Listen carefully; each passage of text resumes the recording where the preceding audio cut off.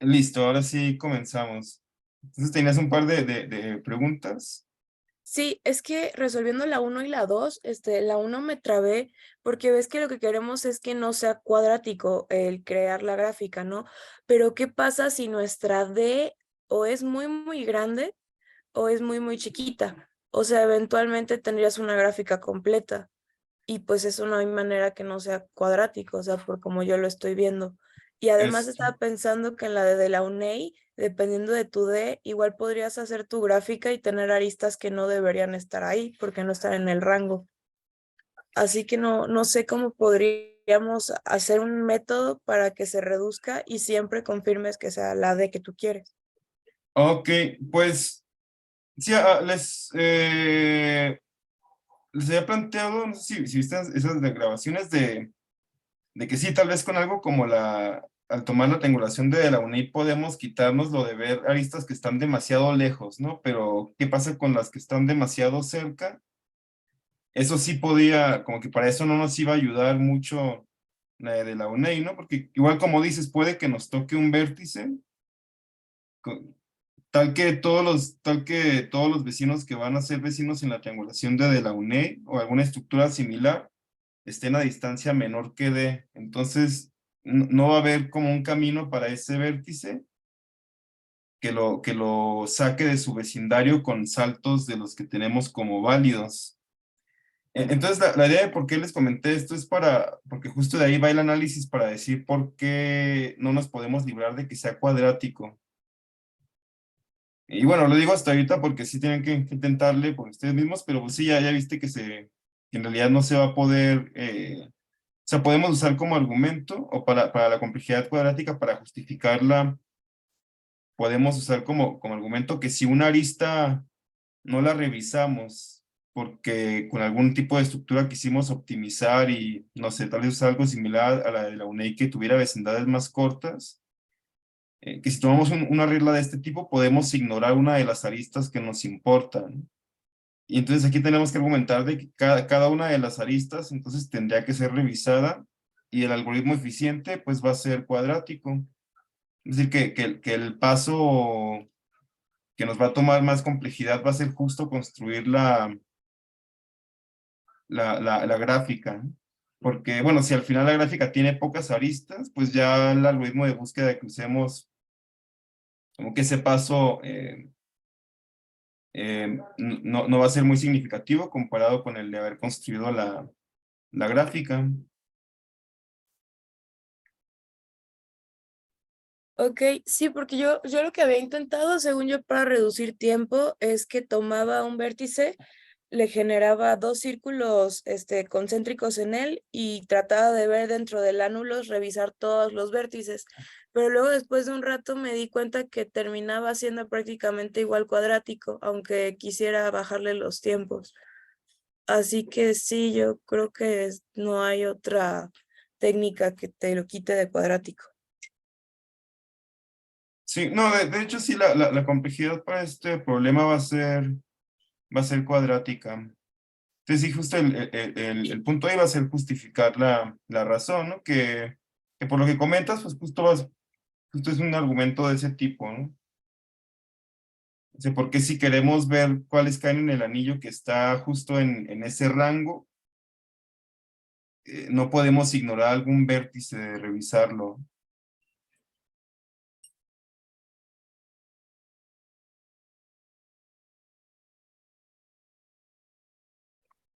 Ok, y mi otra duda, es en el 2 justo. Ahí no veo cómo se pueda reducir a lineal el algoritmo, porque estaba viendo casos y, por ejemplo, si tú tienes una arista de corte que digamos está como muy, muy escondida, digamos de que tú estás recorriendo todo tipo de FS y tu arista de corte es la última que recorres, eventualmente vas a ver todas las aristas.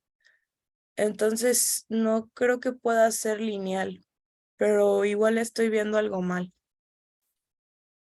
Mm, No, también aquí vas bien. Y lo que planteas, digas, justo es como uno de estos argumentos tipo adversario, ¿no? O Sigamos para optimizar, quisiéramos revisar solamente aristas que sí nos den más información, pero ¿qué tal si tenemos un adversario que nos va dando las aristas a como le convenga para hacernos gastar más tiempo y esa arista que es la arista clave nos la dan hasta el final? Si eso pasa, pues en realidad no podemos ahorrarnos de tener complejidad que considera a todas las aristas.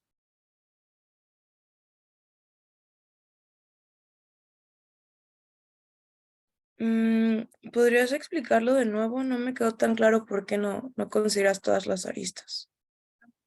Ok, no, lo que quiero decir aquí es que si quisiéramos dar un algoritmo que no las considere todas, entonces podríamos utilizar un argumento del tipo del adversario, ¿no? Donde ese adversario te va dando la peor arista posible cada vez. Y entonces podrías, con un argumento de ese tipo, decir que puede suceder que justo la arista que es de la de corte, podría pasar que no la revises hasta que ya hayas revisado un número cuadrático de aristas, ¿no? Respecto a los vértices. O bueno, o que justo la arista que nos importa es la última que revisaría el algoritmo si algo, en el peor caso, ¿no? Si algo malo pasa.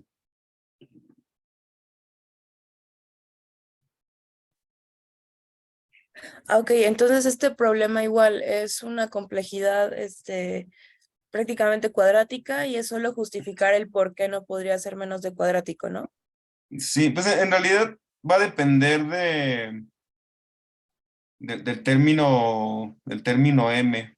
O sea, si el término m es cuadrático, pues va a ser cuadrático, ¿no? Con respecto a n. Sí. Sí, sí, justo por ahí va.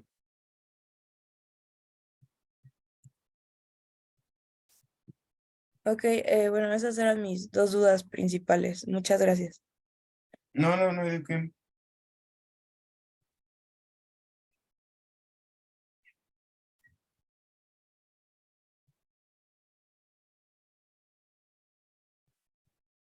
Ok, qué más quieren revisar hoy?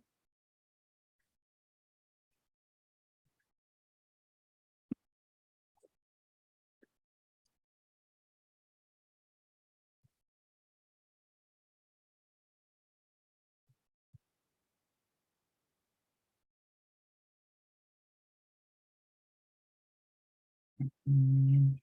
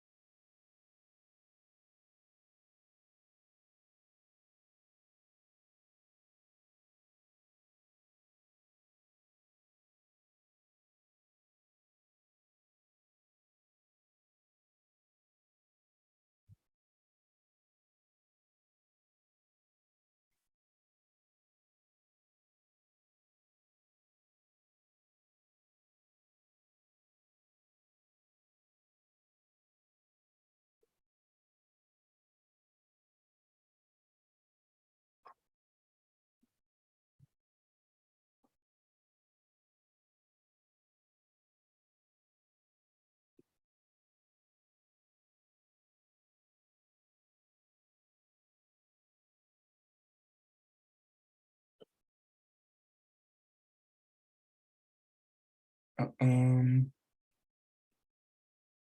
bueno, les pregunto, ¿cómo van con el 7, con el de los dos niños que no quieren caminar por la misma calle?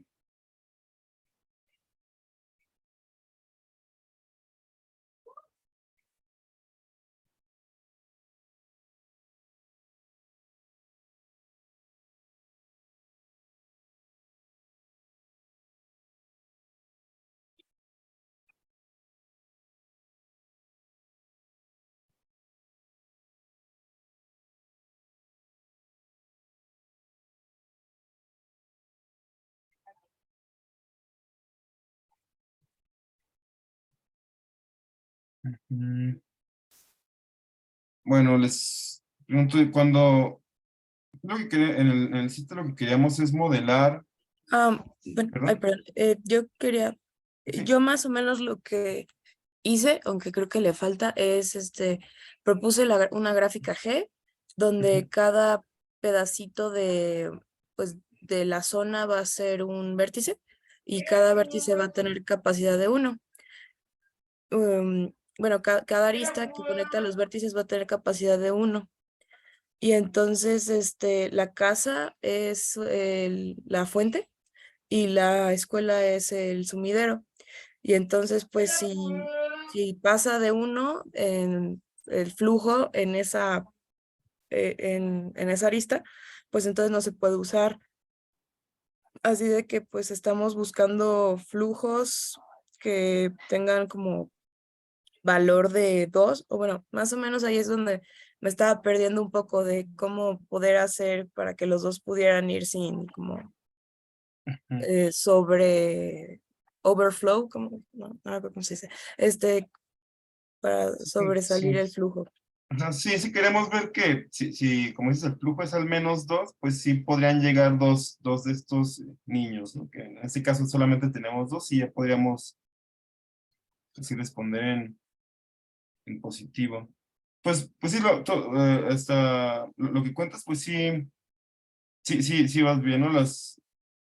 Bueno, de los vértices, sí se los podemos ver como justo las esquinas, ¿no? Los cruces y las calles sean las aristas. Y como les había comentado aquí, un poco el chiste de esto es que queremos que las calles se puedan transitar en una sola dirección. Este, entonces, si quisiéramos tener como estas dos aristas con capacidad uno, tenemos que cambiarlos primero para que dejen de ser estas aristas antiparalelas. Es decir, que si tenemos la arista V, también tengamos la BU. Pero queremos que al mismo tiempo, si recorremos si la recorremos en una dirección de U hacia B, que ya no podamos recorrerla de V hacia U. Entonces no iba a bastar algo como lo que les comentaba, que o sea, podemos partir una de las dos aristas y ya deja de ser antiparalela, y eso sí se vale en una gráfica en una red de flujos.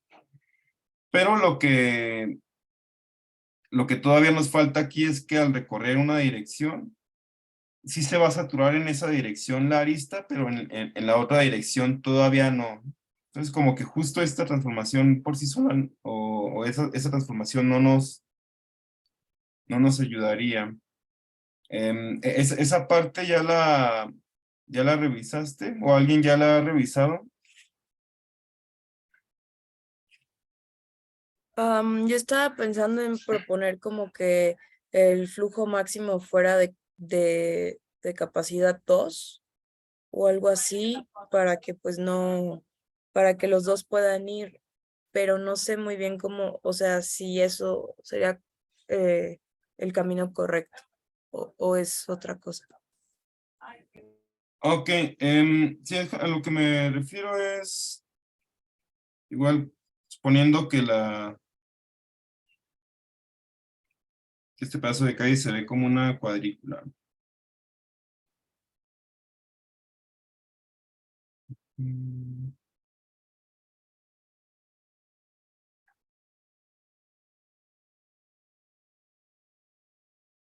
O sea, según las reglas que tenemos ahí, sí pueden pasar por la misma esquina, pero no por la misma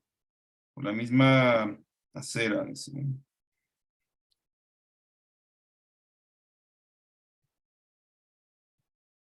Entonces, podría pasar que si hay un par de rutas, no hay ningún problema con que las rutas se crucen en algunas esquinas o vayan de esta forma. Estas dos rutas sí serían válidas, pero si no podríamos hacer algo como avanzar como aquí en la misma dirección, o decir que el otro uno para rodear y no encontrarse con el camino de su hermano se fue por acá, pero después avanza hacia acá y sube. Entonces, en esta dirección tampoco podría cruzar, ya que el de la ruta morada cruzó de izquierda a derecha. Pues queremos evitar cosas como esta. Así que, pues sí, justo aquí esta ruta del vértice U a V, una vez que se cruza en cualquier dirección, ya el otro no puede cruzarla, pues, nuevamente en cualquier dirección.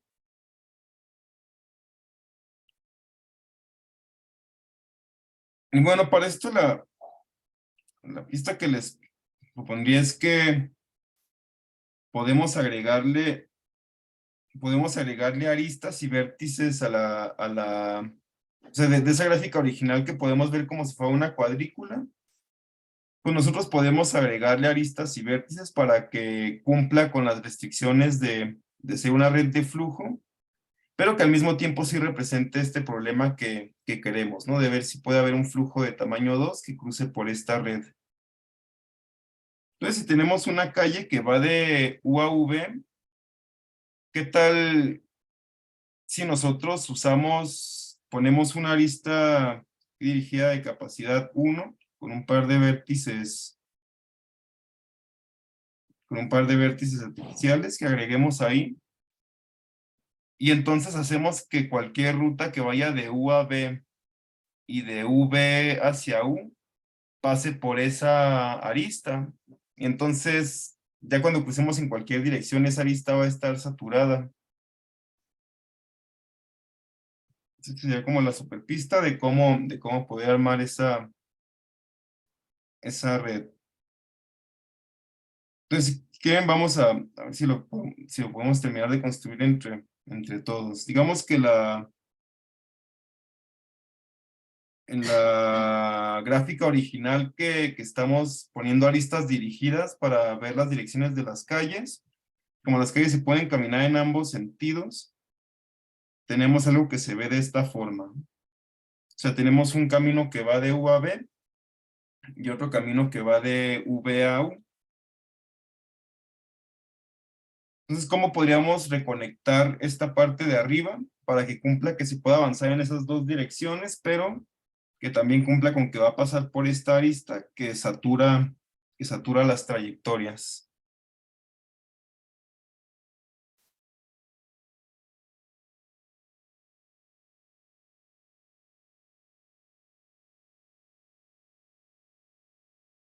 Sí, esa arista que va de U a V, ¿cómo se vería en esta parte de arriba? Donde ya no sería una sola arista, sino que sería una trayectoria.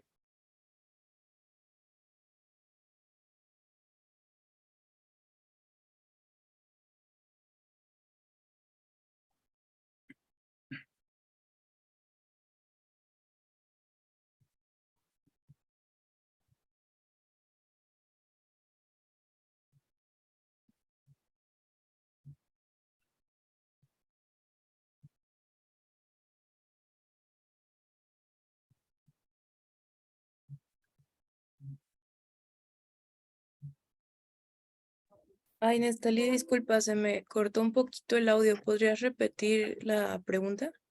Ok, sí. O sea, cuando nos fijamos como en esta cuadrícula original y tomamos en cuenta las direcciones, para convertirlas en aristas dirigidas, vamos a tener esto por cada calle.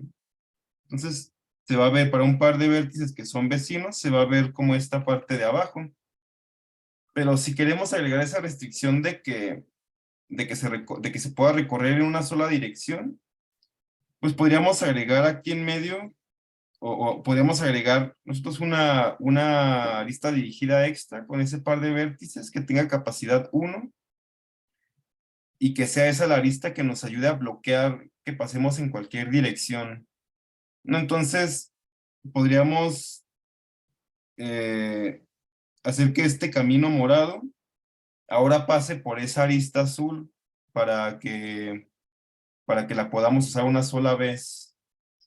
Entonces, lo que preguntaba es cómo se ve el camino morado acá arriba. Ahí me entra una duda. Si tú ya dices que tiene capacidad 1, ¿por qué tendrías que agregar otra arista? No, simplemente al ya pasar, ya rompiste, ya como que llenaste ese flujo.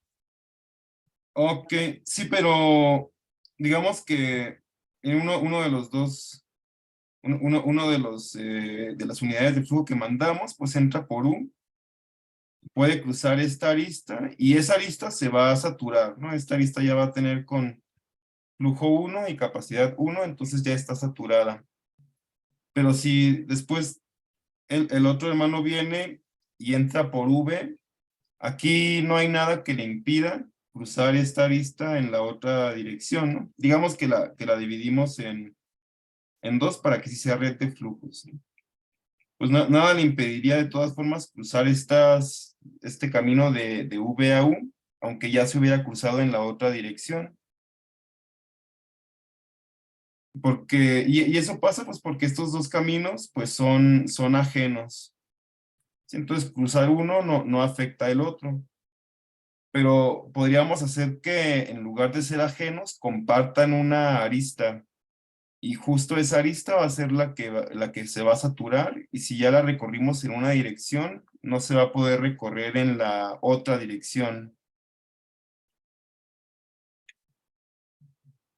Ah, ya, entonces hay que agregar una arista extra en el contraflujo, por así decirlo, en el regreso de todas las aristas.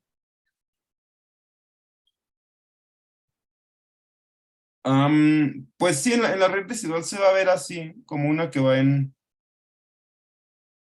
Bueno, se va a bloquear en dirección y se va a agregar como una en dirección contraria para poder cancelar, pero no es que vaya en contraflujo. O sea, más bien es una que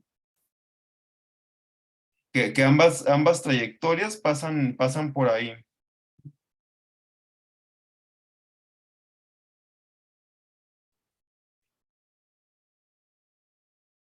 Mm,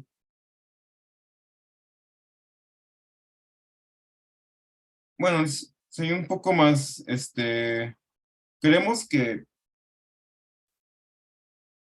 si queremos, si nos fijamos en esta trayectoria, bueno, que antes era morada y ahorita está en rojo, ¿no? Que va de U a B, pues podemos hacer que vaya de U a B pasando por esa nueva arista, pues justo uniéndola de esta forma, ¿no? Unimos de U a la cola de la arista XW, y luego de la cabeza de esa arista lo unimos hacia V, digamos que de capacidad 1 también. Entonces, si pasa uno de los dos hermanos, va a cruzar esta ruta y va a saturar esta arista de acá. Entonces, ¿qué tal si ahora el camino que va de V a U, lo unimos de esta forma? Si ahora una trayectoria que va de V a U también tiene que pasar por XW, pero si ya habíamos cruzado de U a V, entonces ya no vamos a poder cruzar de V a U porque esta lista del medio es la que va a quedar saturada.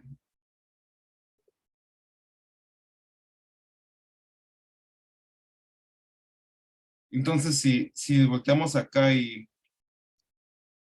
Ay, ya borré mucho. Agregamos esto por aquí.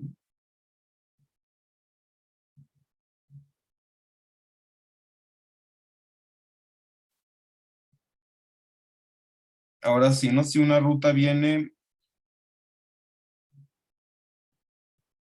y cruza esta lista de U a V,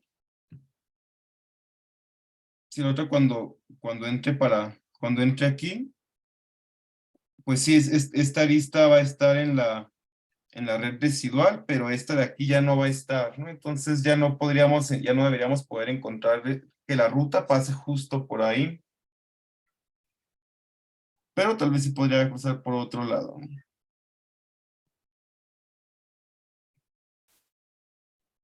Nesteli, solo para confirmar, la idea es que ellos nunca crucen por la misma arista, o sea, que nunca vayan del mismo punto U al mismo punto B o del mismo punto B al mismo punto U, ¿no? Sí, sí, exacto. Ah, ok.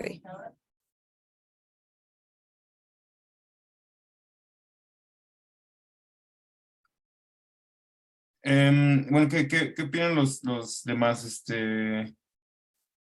¿Sí sabe por qué estoy planteando esto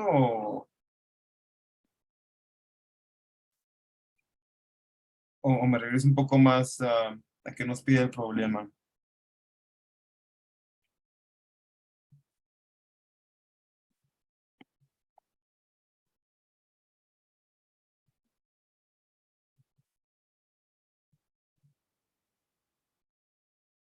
Creo que ya tengo un poco la idea. Cualquier cosa te podemos mandar un correo, ¿no? Sí, sí, sí, sí, claro. Incluso pueden mandarme lo que lleven. Pero sí, sí, para resumir, o sea, nos están dando, podemos pensar como que al inicio nos da una gráfica que es no dirigida. Queremos representar los vértices y las calles de alguna forma, entonces, pues nos podemos modelar esas esquinas como los vértices y las calles que unen dos esquinas las unimos con aristas, ¿no? Y hasta ahí estoy todo bien. Y tenemos identificadas pues la casa y por algún otro lugar está la escuela y por conveniencia nos dice el problema que ambas están en una esquina.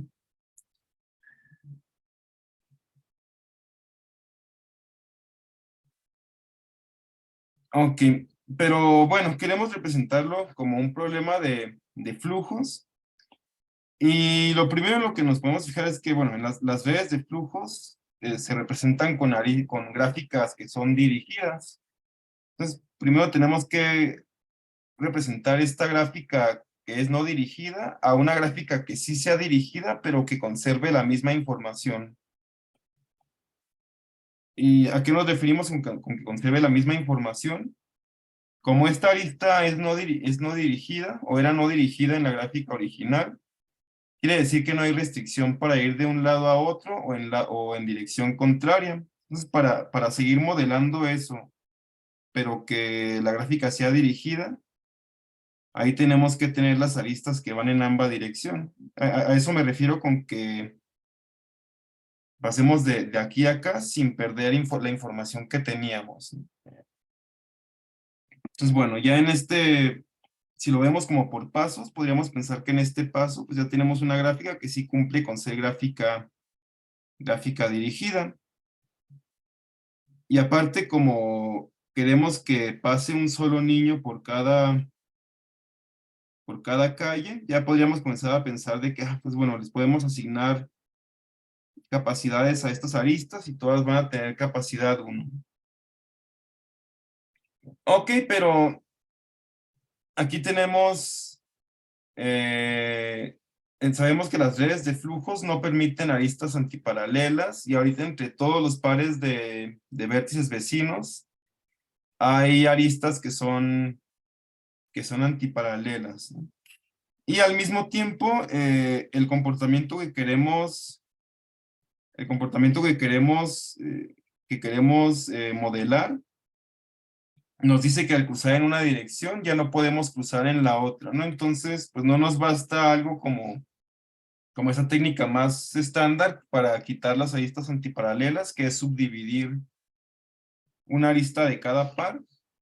Entonces, eso no nos va a ser suficiente, pero es acá donde podemos decir, pues, mira, si para cada par de aristas originales que unen dos vértices, podemos hacer que los caminos pasen por una sola arista de capacidad uno, pues ahí si cruzamos en cualquier dirección, vamos a poder hacer que esa arista se sature.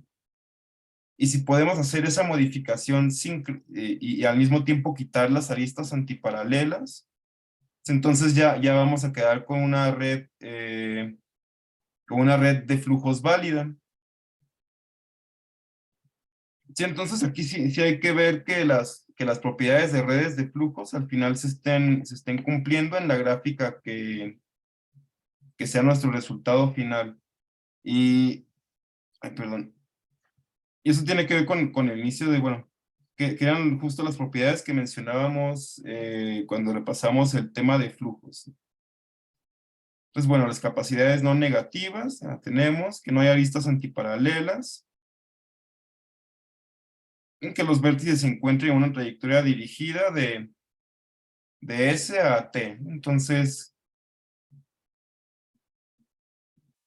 y que entonces puedan formar parte de una trayectoria que sí manda flujo de la fuente al sumidero.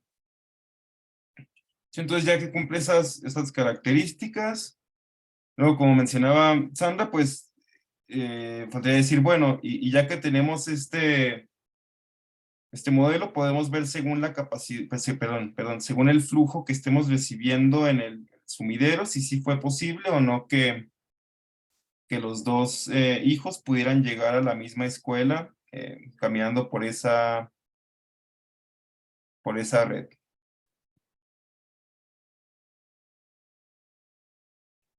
Ok.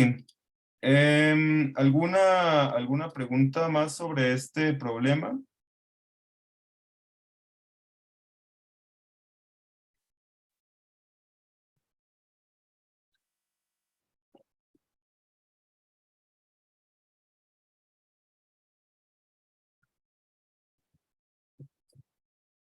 Y creo que no, ¿verdad?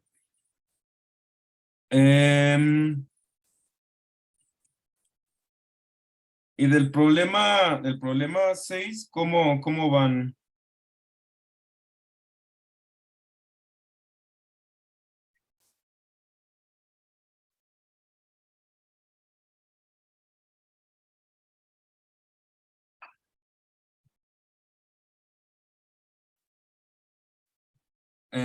Pregunta, sino para ver si lo repasamos un poco. Ya tienen claros los conceptos de qué es una red residual, cuáles son las capacidades residuales de sus aristas y qué es un camino de aumento en la red residual. ¿Todo eso ya lo tienen claro o repasamos un poco? ¿Podemos repasarlo un poco? Sí, claro. Ok, entonces, digo, no es el único algoritmo de flujos, pero bueno, ahí son, este y el de Edmonds-Karp, los dos se basan en tener una red residual y solo cambian en cómo trabajan sobre ella, ¿no? Entonces, hacemos un poquito de algoritmo de Ford-Fulkerson, pero sobre todo estas definiciones de camino de aumento y una red residual. Ok, entonces, a la gráfica original que representa el flujo, sí, esta gráfica que ya cumple con las propiedades de que es gráfica dirigida, sin aristas antiparalelas, con fuente y sumidero, y capacidades positivas, a eso ya lo había dicho. A esa gráfica se le va a asociar otra gráfica que tiene el mismo conjunto de vértices. Entonces, por cada vértice en la red G, va a haber un vértice en la red residual. Y entonces para cada arista, bueno, perdón, para cada posible arista de la red residual donde o sea, simplemente se toman sobre el producto cartesiano del conjunto de vértices. O sea, aquí en esta definición de capacidad residual, este, esta definición se va a aplicar sobre todas las posibles aristas de la red residual. Y vamos a ver cuáles sí van a estar ahí y cuáles no.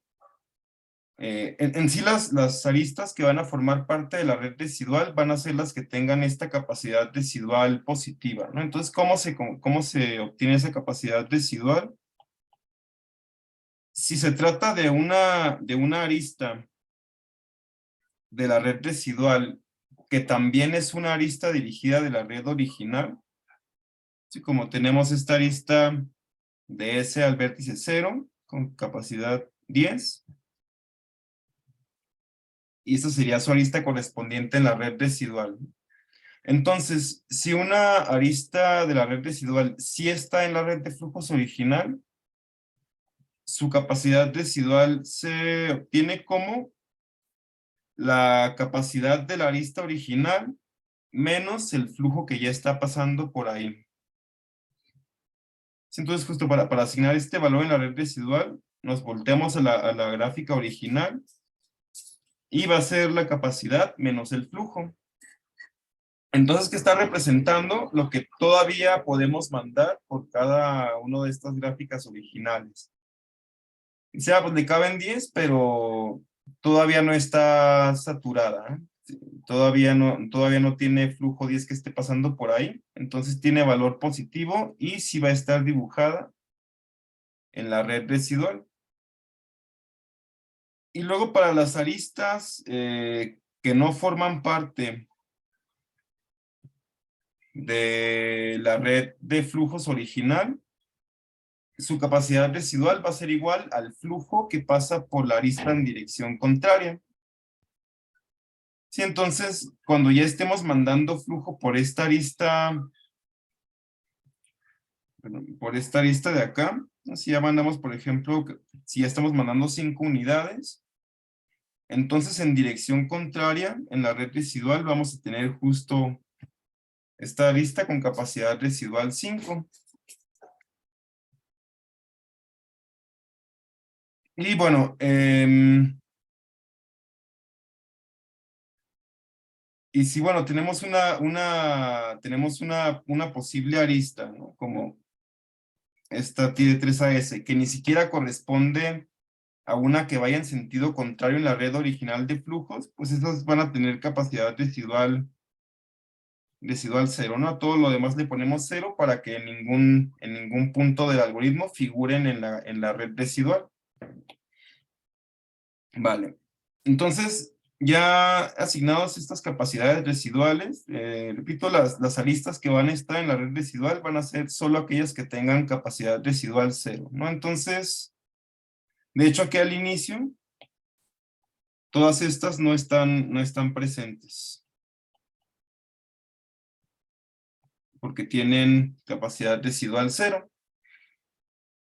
Y ya que nosotros construimos esta red, esta red residual, lo que vamos a hacer es ver si existe una trayectoria dirigida desde la fuente hacia el sumidero. Y bueno, como sabemos que todas estas aristas ya tienen capacidad positiva, nos basta con que exista esa trayectoria. Entonces, por ejemplo, aquí está en verde esa trayectoria dirigida desde S hacia T. Y esa trayectoria es lo que llamamos un camino de aumento. Justo por este camino es que vamos a mandar más flujo en esta iteración. ¿Y cuánto flujo vamos a poder mandar? Pues vamos a poder mandar tanto flujo como la arista de menor capacidad en ese camino de aumento. Y a dicha arista se le conoce como el cuello de botella. Entonces este camino de aumento que encontramos aquí tenía cuello de botella 6. Quiere decir que podemos mandar 6 unidades por ahí. Sí, y ya que lo hacemos, podemos ver que, por ejemplo, la arista que va a corresponder al cuello de botella, esa siempre se va a saturar en esta iteración. Sí quiere decir que la que va en la misma dirección en la red residual se va a volver 0 y por lo tanto ya no va a estar presente aquí. Déjenme quito todas las que no están presentes. Y ahora dicen, bueno, ¿y de qué nos sirve tener estas que van en dirección contraria respecto a la red original? Ah, pues estas aristas están aquí porque puede que si regresamos flujo y lo mandamos por otra dirección, podamos hacer mejoras. Sí, si se fijan, tomamos este aumento, lo hicimos de una forma que se conoce como greedy, que en español no tiene una traducción que me parezca satisfactoria, lo dicen glotón o ávido o avaro, no sé. Pero lo que quiere decir es que en esa iteración mandamos tanto flujo como podíamos por esa trayectoria. Pero puede que eso no sea lo más conveniente, ¿no? Porque al mandar nosotros 6 unidades por acá, que van a saturar esta lista de acá, pues quiere decir que ya solamente vamos a poder mandar 4 unidades por acá, ¿no? Por este que va de S a 0. Pero como vimos ya en la ejecución completa, nos va a convenir que mandemos 10 unidades por ahí. Entonces, en algún punto, que fue justo acá, dijimos, ah, mira, si estas 6 unidades que están subiendo, en lugar de subir, se fueran por acá abajo, nosotros podríamos esas 6 unidades sustituirlas por las que vienen de esta otra arista y que se vayan por arriba y aumentar el flujo total en 6 unidades. Ah, pues para eso utilizamos la arista que iba en sentido contrario y lo que hicimos ahí fue cancelar el flujo que estaba yendo hacia arriba. Y al cancelarlo, lo pudimos mandar ya en esta dirección de acá, ¿no? Entonces, por eso es que en la red residual vamos a tener las aristas en ambas direcciones, porque a veces cancelar flujo nos puede ayudar a aumentarlo por otra dirección. Sí, sí, y ya después de esta actualización, pues nuevamente sí, después de esta actualización, como esta arista ahora tiene flujo que va en cero, la que va en dirección contraria por la definición de capacidad residual se vuelve cero y por lo tanto se elimina de la red residual. Y la que iba hacia arriba otra vez va a tener capacidad 6 en la red residual y ahora sí existe. Sí es lo que pasó porque cancelamos el flujo que estaba pasando por ahí. Y bueno, entonces, ¿qué estamos haciendo en cada iteración? Ya que actualizamos los valores de capacidades residuales de las aristas que formaban parte de la trayectoria. Ya sea bueno, ya que nosotros tomamos esta trayectoria de aumento, por ejemplo, pues para actualizar, no, bueno, sí, ya que tomamos esa trayectoria de aumento, pues en la red residual vamos a actualizar las aristas que van en ambas direcciones.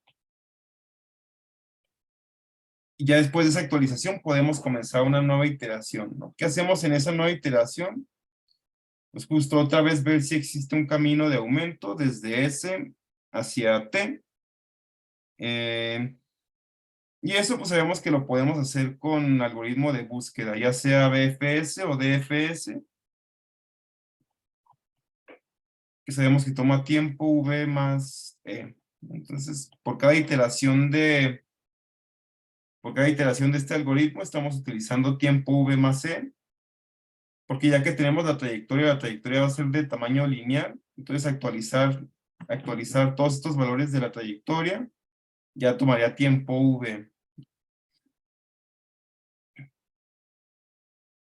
¿Y eso cuántas veces lo hacemos? Pues hay ejemplos en los que en cada iteración se puede aumentar una sola unidad de flujo con este algoritmo.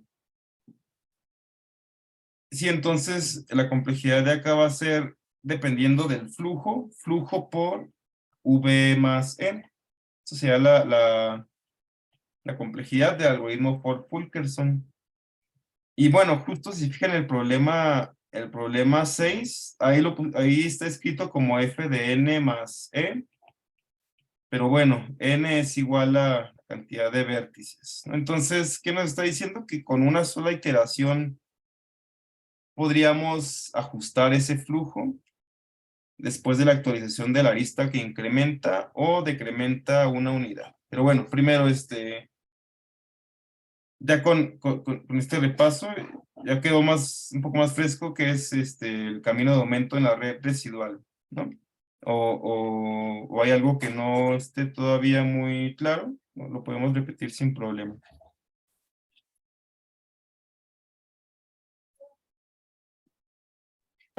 Sí, hay que especificar el algoritmo de FS así detalladamente para ver cómo encontrar esa ruta, o podemos solo decir, ah, pues usas DFS y la encuentras.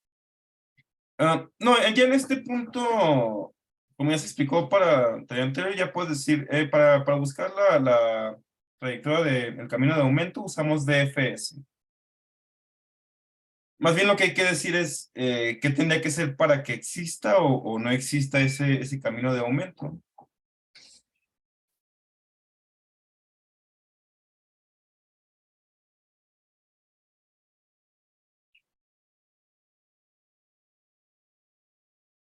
Sí, entonces, déjame aclarar un poco más. Entonces, sí, como el algoritmo de FS en realidad ya lo explicamos, sí podemos decir que aquí simplemente vamos a utilizar el algoritmo de FS, por ejemplo, para ver si existe esta trayectoria, ¿no? Entonces, por ejemplo, en el problema, en el inciso A, o en ambos, pues podemos decir como el flujo ya es óptimo, de inicio ya sabemos que no existe un, un- una trayectoria dirigida desde S hacia T en la red residual, ¿no? Porque si lo hubiera, pues no es cierto que sería un flujo óptimo. Pero al incrementar la capacidad de una arista, pues dependiendo de cómo se veía esa arista, puede que se genere una nueva arista en la red residual. Entonces, justo por eso es que tenemos que buscar si existe una trayectoria.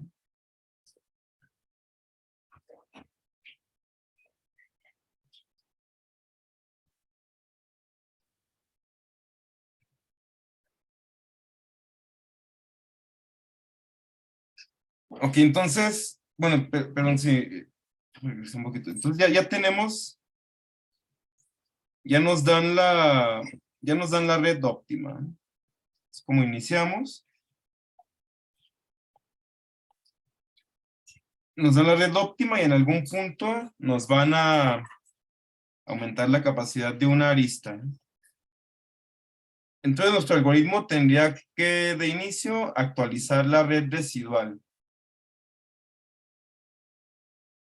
Y después de actualizar la red residual, ver si existe la trayectoria. Em, bueno, esto no lo repetí porque creo que me había saltado la parte de que te cambia la capacidad de una arista, entonces primero el primer paso sería actualizar la red residual, ¿no? Y ya después buscar la trayectoria. En, en el inciso B,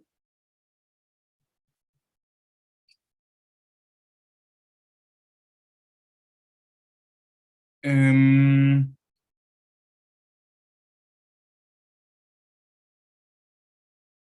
en el inciso B hay que tener cuidado porque podría pasar que si justo una arista de las que nosotros disminuimos la capacidad es una arista de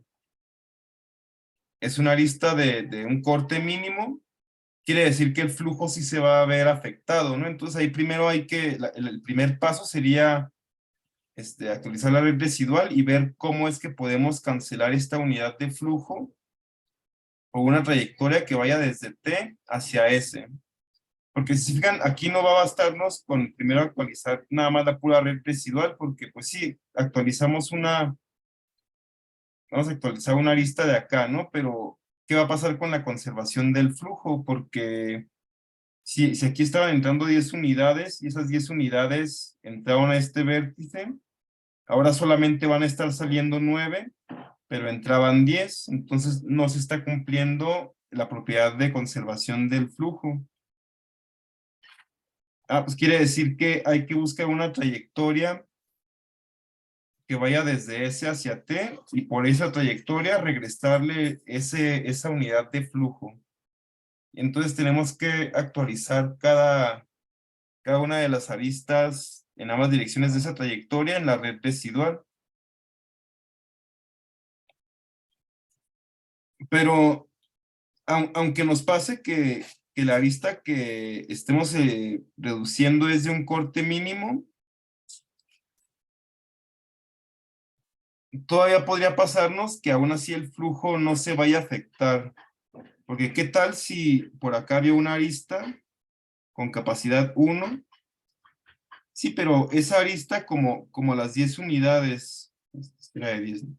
Como las 10 unidades se habían ido por arriba, pues por esta arista estaba pasando flujo cero. Pero ya que nosotros cancelamos esa unidad de flujo y por acá están pasando solamente 9 unidades, em, aquí en la red residual en realidad estaría existiendo esta arista que tiene capacidad 1. Y esta de acá, cuando cancelemos la unidad de flujo, hacia el inicio no existía, pero cancelamos, al inicio del problema no existía, pero cuando nosotros cancelamos la unidad de flujo, ahora sí existe otra vez esta arista que tiene capacidad 1. Y de hecho esta de acá va a subir a... Aquí teníamos 19 y 6. Es que se no lo había actualizado de antes.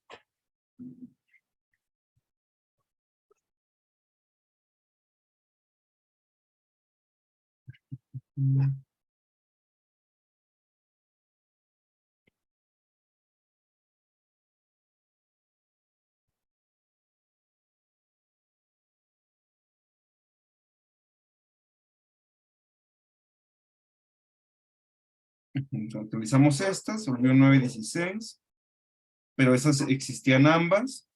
Pero cuando nosotros cancelamos la unidad de flujo que estaba pasando por esta arista, una arista que no existía en la red residual va a aparecer. Y ya que apareció esta arista en la red residual, pues ahora tenemos esta nueva trayectoria de aumento, que estoy poniendo en rojo así bien feo, bien rayonero. Aparece esa trayectoria de aumento, ¿no? Quiere decir que aunque disminuimos la capacidad de una arista del corte mínimo, ya que nosotros regresamos esa unidad, puede que aparezca otro camino de aumento y que el flujo al final no se vea afectado. Sí, entonces en el inciso B hay que tener un poco más de cuidado porque puede que después de que cancelemos la unidad,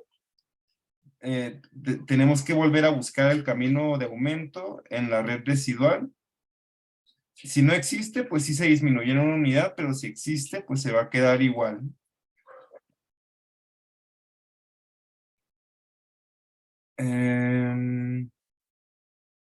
Y ya, entonces, ¿qué dicen sobre este problema? ¿Ya queda más o menos claro cómo contestarlo? ¿O hay alguna parte que les gustaría que vuelva a explicar o que no haya explicado y que explique? Yo no sé si me está saltando algo. No creo que no.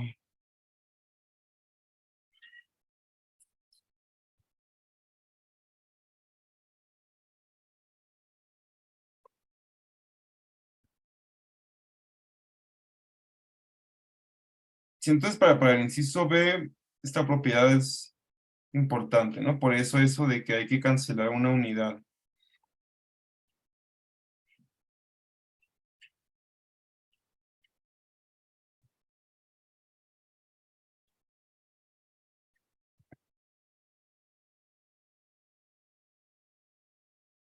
Um,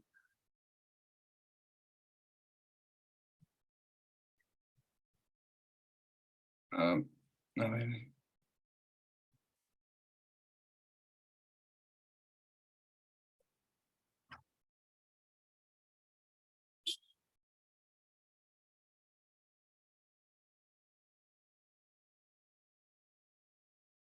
Ok, entonces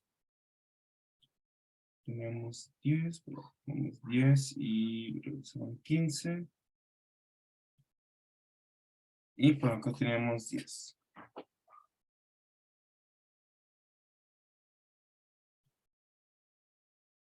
A ver, digamos que esta de acá, digamos que todas estas eran de capacidad. No, voy a hacer un ejemplo acá más abajo. Digamos que tenemos una lista en la red residual que va a corresponder a una que vamos a disminuir su valor. Esta ya estaba saturada, pero bueno, estaban pasando 10 unidades de flujo por esta trayectoria. Y queremos disminuir esta arista E. Después, para hacer esta actualización, tenemos que voltear como la red residual.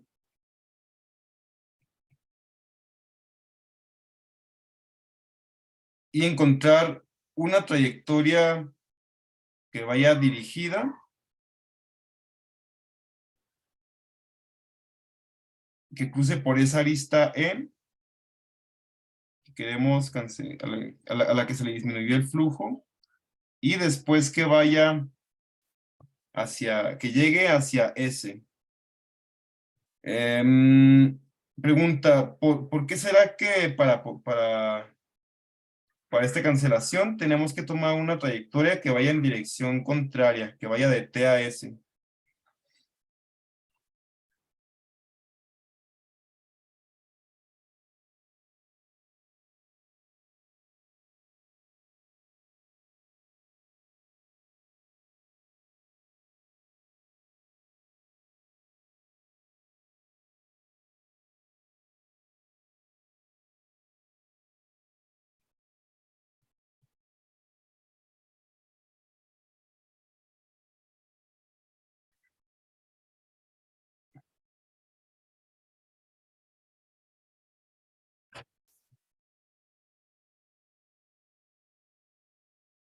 Ok, pues notemos que en la red residual, las aristas que van en dirección contraria van a tener valor igual al flujo que está pasando. Sí, quiere decir que una trayectoria que va de T a S en la red residual representa un flujo que ya estamos mandando de S a T en la red original. Es decir, si existe una trayectoria aquí en sentido contrario, pues quiere decir que cada una de esas aristas que forman parte de esta trayectoria en sentido contrario en la red residual corresponde a una arista que ya está mandando flujo positivo en en la red original. Es decir, ese es un flujo que ya se está mandando y por lo tanto se le puede cancelar una parte de lo que se está mandando. Y como en este caso queremos cancelar una sola unidad, pues cualquier camino que encontremos que vaya de T a S y pase por la arista a la cual nosotros le reducimos la capacidad, cualquier trayectoria va a ayudarnos a que en la red original disminuyamos una unidad por un camino que va desde S hacia T.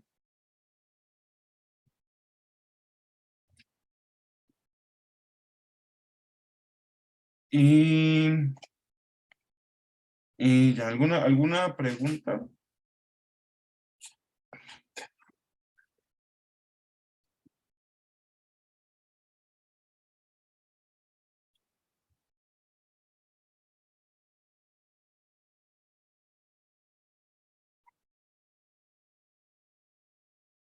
Mm, ok.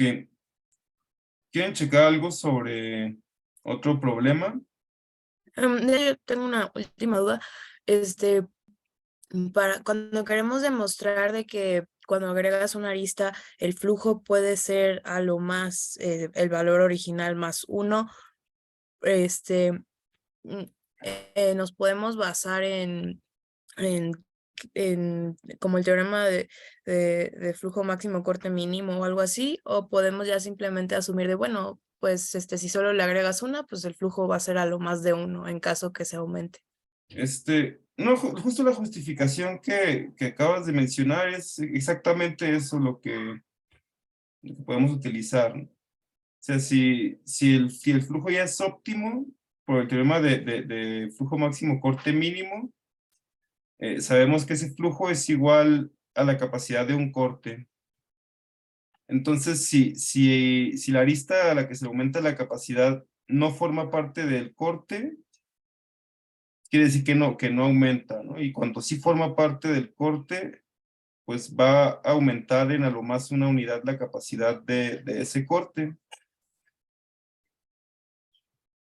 Entonces, en el inciso A, ahí sí, de esa forma puedes argumentar que aumenta en a lo más una unidad. Pero sí, donde hay que tener un poquito más de cuidado es en el inciso B, ¿no? Porque ahí sí no podemos asegurar que si la arista a la que le disminuimos la capacidad formaba parte de un corte mínimo, el flujo por fuerza vaya a disminuir. Porque todavía podía pasarnos, como les mostraba acá arriba, que al cancelar el flujo, alguna otra arista nos permita mandar por otro lado esa unidad. Así como que aquí lo que estaría pasando es que y el corte lo estarían representando aquí estas tres aristas, ¿no? Y antes eran solamente estas dos de acá. Entonces, en resumen, en el inciso A sí podemos garantizar que lo más aumenta una unidad si cae en el corte mínimo, pero en el inciso B, aunque caiga en el corte mínimo, todavía no podemos garantizar que el flujo va a disminuir. Sí va a disminuir en a lo más una unidad, pero todavía tenemos que revisar si no se genera un nuevo camino de aumento por la trayectoria que cancelemos, perdón, por la trayectoria en la que cancelamos esa unidad.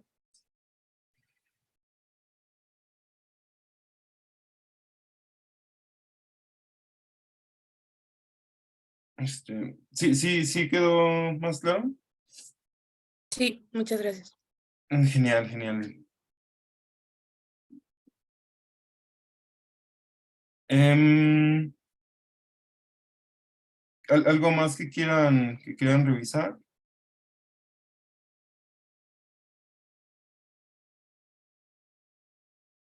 Mm,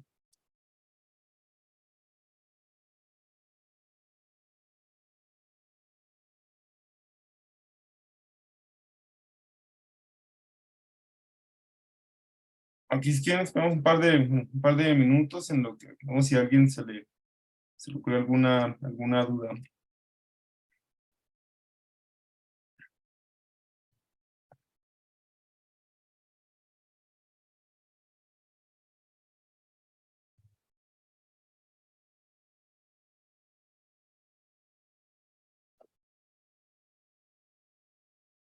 Em, pues si quieres, Silvia, no hay problema que sea al final, pero si es dudas sobre los problemas, no vería razón por la cual no revisarla, pero pues, como gustes.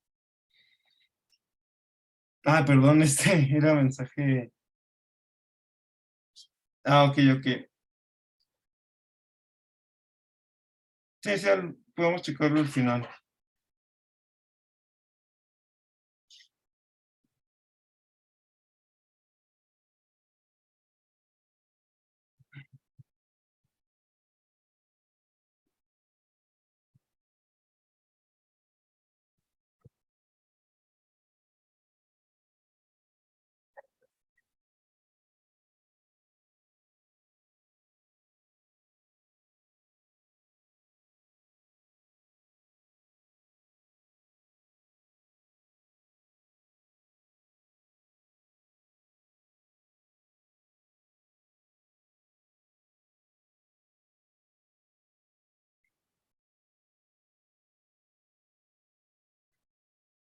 Pues parece que ya no, ¿verdad? Pero digo, de todas formas lo que podemos hacer es, si me escriben por correo por alguna duda, igual y puedo contestar a todo el grupo para por si alguien más tenía la duda, que se resuelva para todos. Y pues no sé si, a menos que se les haya ocurrido algo más para preguntar, podemos dejarlo aquí por hoy.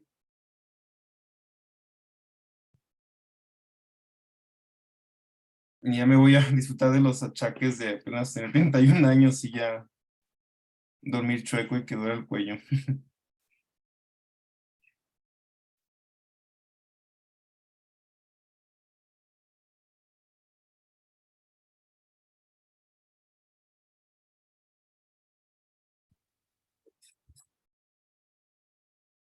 Vale, pues entonces sería todo por hoy. Si cualquier cosa, pues pueden escribirme y para la entrega, voy a cambiarlo ahorita en el Classroom para que sea el miércoles en lugar del martes. Y pues bueno, creo que les vaya muy bien en la tarea. Y bueno, de una vez anuncio para el próximo sábado. Igual nos juntamos, pero para repasar previo al examen, ¿no? Podemos eh, platicar sobre las respuestas del problema 3 y ya otra ayudantía a principio de semana podemos hablar sobre las respuestas de esta tarea. El examen es el jueves 1 de diciembre.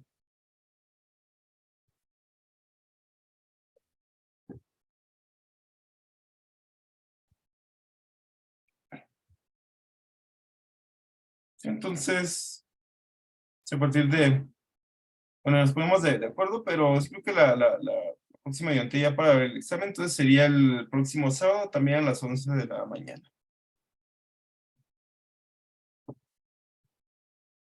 Y pues bueno, entonces voy a dejar de grabar y para que les vaya muy bien con su tarea.